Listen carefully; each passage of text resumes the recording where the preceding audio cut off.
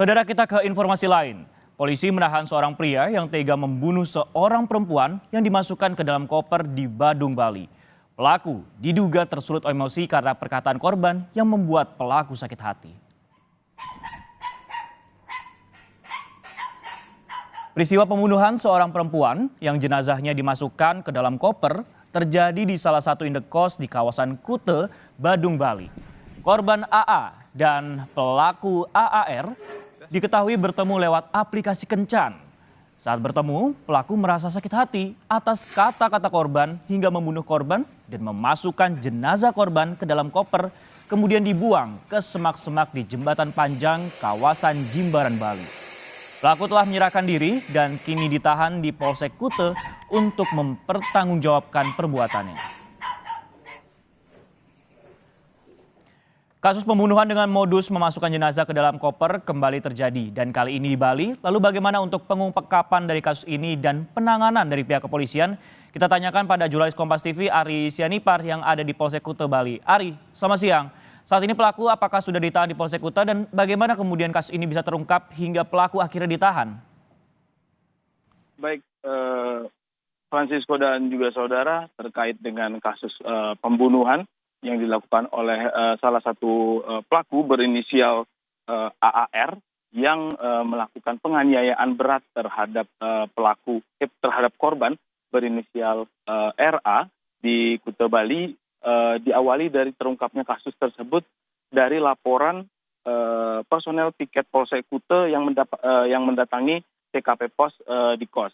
Dan pendatangan TKP kos tersebut dikarenakan Polsek Kute mendapatkan laporan dari warga setempat dan juga diakhiri dengan laporan dari pelaku yang menyerahkan diri setelah melakukan aksinya. Dan saudara, tidak lama setelah pengejaran diketahui, pelaku sempat kembali ke TKP, namun karena ramai, pelaku kembali melarikan diri ke rumah kakak pelaku. Kemudian setelah pelaku bertemu dengan kakak pelaku, dan kakak pelaku juga menyuruh untuk menyerahkan diri, lalu pelaku diantar ke Polsek Kute untuk menyerahkan diri terkait perbuatan keji yang telah dilakukannya.